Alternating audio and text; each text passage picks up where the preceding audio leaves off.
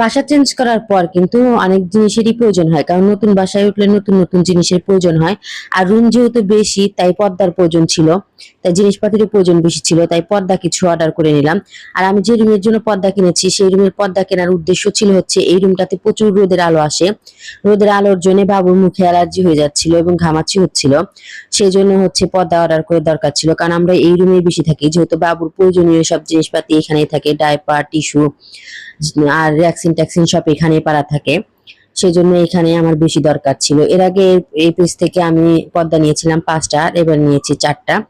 তো পর্দাগুলো আমার কাছে বেশ ভালো লেগেছিল। আপনাদের কাছে কেমন লেগেছে অবশ্যই কমেন্ট করে জানাবেন।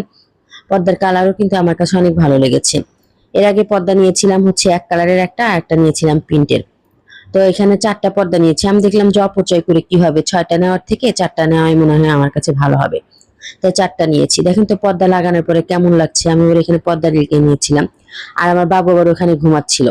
সেই জন্য আমি ওকে ঘুম পাড়িয়ে আমি আবার সরে যাই না, কারণ জিন বা ছোট বাচ্চাদের সাথে আবার জিন ভূতের আঁচড় থাকে, শোনা যায়। সেজন্য ও ঘুমালেও আমি ওর কাছে কাছে থাকি, হয়তো আশেপাশে কাজ করি, এই আর কি, কিন্তু ওকে আমি একা রাখি না।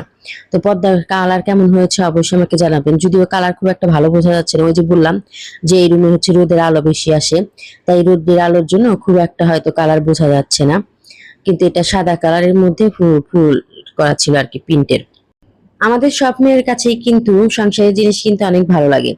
আর নতুন সংসারের জিনিস হলে তো কথাই নেই, দেখতেও সুন্দর লাগে এবং মনটাও ফ্রেশ হয়ে যায়।